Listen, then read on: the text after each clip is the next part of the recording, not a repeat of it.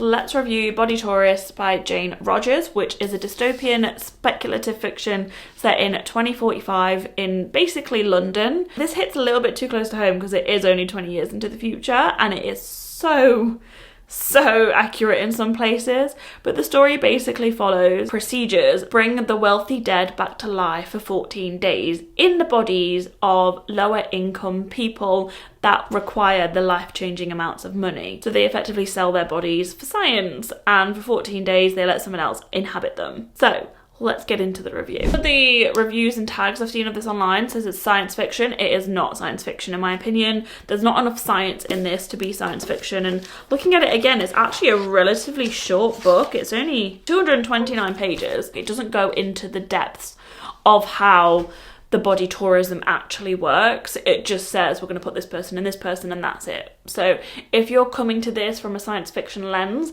and you want it from that sort of lens, just skip it because you're not going to get that from it. Where it really flourishes is the social implications of the work that's being conducted and the political comments on the society. That's where it really flourishes. Off the cuff, I was generally really surprised at how political the book is, and not like throwing politics down your throat, but like the little comments and things that you can infer from it, and how many parallels there are to the current society that we live in. Like I say, this book came out in 2019, so it's not even that old.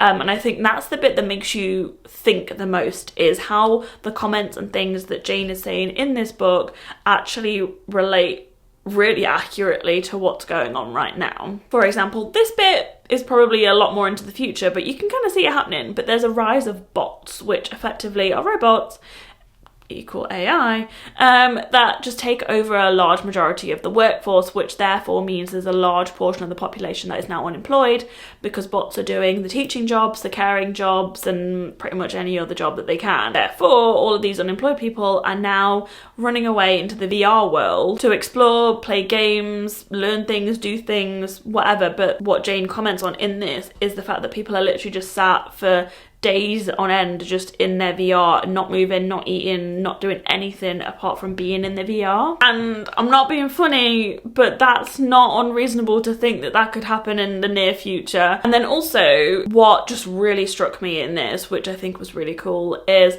the huge class divide. So obviously I mentioned at the start of the video, the people that are, I guess, paying for the body tourism are often the rich people. They can afford to have their conscious frozen, downloaded, put somewhere to then be impregnated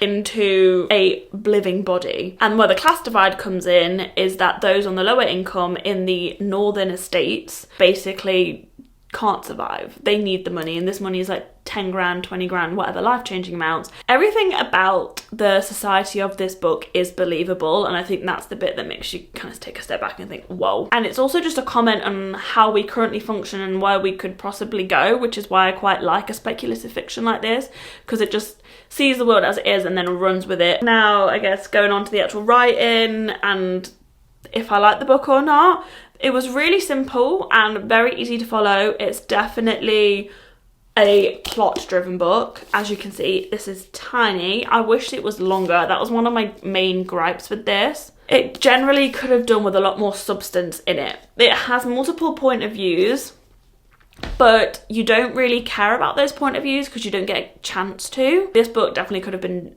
done with being like 400 pages. To go more into the actual depth of the themes that like are brought up to the surface. Can we know more about the current societal affairs? Why is the world in the state that it's in? Can we have more background into Luke and his research? And then maybe like insights into the people that are actually involved on the science behind it. There's just missing some depth. So there were some key plot moments that happen which I anticipated, but I would have cared a lot more if I cared more about the actual characters that were involved. But other than the lack of like depth, it's a very good book.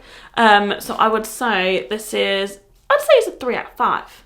Like, very, very good concept, good writing, but it is just lacking the depth and the substance that I would want to know more about everything, so I cared about it more. If you want some thoughts provoked and you want a quick, simple and short read, then you'll enjoy it. It's great.